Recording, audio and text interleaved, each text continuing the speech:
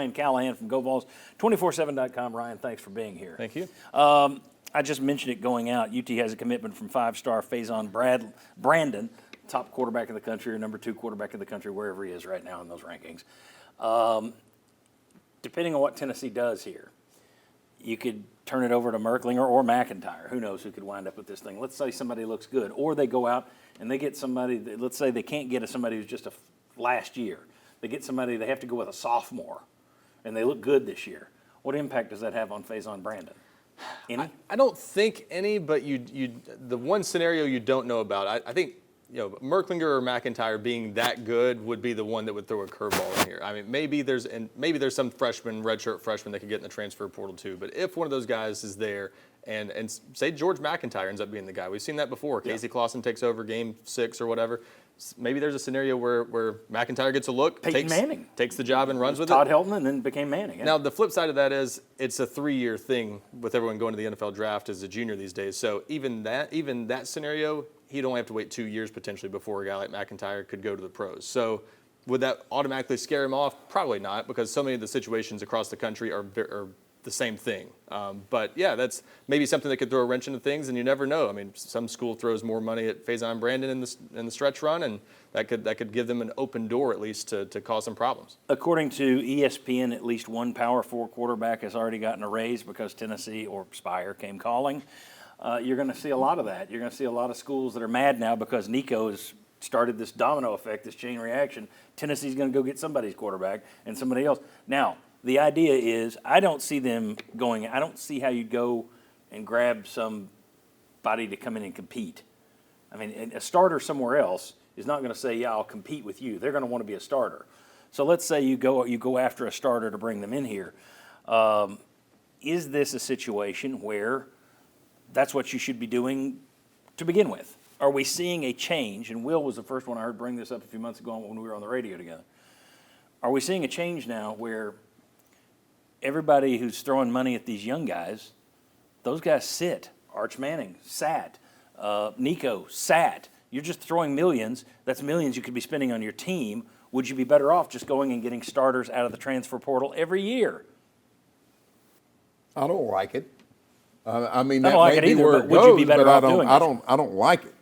But yes, I could see that's where it's going to. But I mean, I just think once again, you're eroding part of what makes college football interesting. Obviously, a road away, there seems to be making a little bit of money even as they erode. It's the Grand Canyon at this point. Yes. So much erosion. Yeah. Jimmy, would you say at this point, no, keep going after these young 5-star quarterbacks and paying them to sit for 3 years? Or would you say, well, let's just do the portal? I went through to make a list. We were going to put up a list today, which I felt skeezy about. Here are other guys you could go get. And what I did was I looked at like top 50 quarterbacks in passer rating and in yardage. And when I got through the list, it's like half these guys have already transferred this offseason, and most of them are already on their 3rd school. It's ridiculous. Yeah. And I'm just thinking, this is what everyone does now. What would you do? Would you continue to do the high school thing, or would you start being the transfer king? If my quarterback situation is I've got a guy this is his last year as a starter, and I can get a good 5-star that I think is going to be a great player, I would go take that 5-star. But I won't do it if I've got a sophomore starter. Yeah. I won't do it if I think he's going to have to sit for 2 years. But if I see a guy, all right, he's a junior or senior, and I know I'm going to lose him, okay, then I'll go ahead and I'll take a shot at this 5-star. So you look at Arch Manning's going to sit for 2 years, right, before he becomes a starter. So, but if I had the right numbers as far as my quarterback leaving, and I know he's leaving, I would go high school.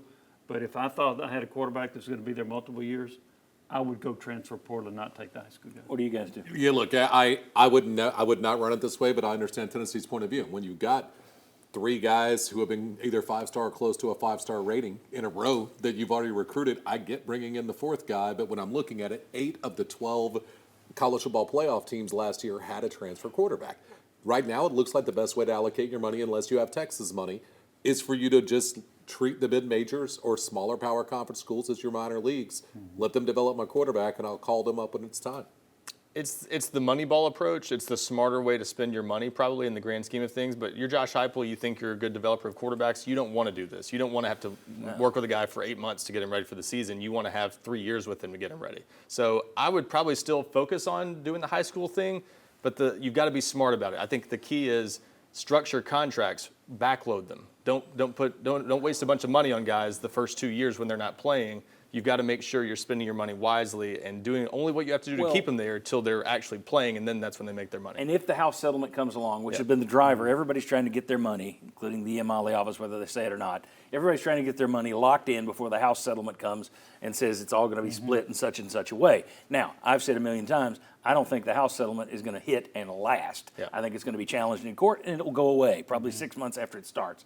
That said, if it does come in and stick, then you will be able to give binding contracts because they're going to be employees, basically. It's going to be revenue sharing is kind of the way it's going to work. Correct? Still won't, Revenue sharing, it's not employees. Revenue I should have sharing said that. agreements. Yeah. Still won't But really be But binding. you should be, even then it wouldn't be binding. Yeah. I was under the impression it would be more binding than it is now. It's not binding.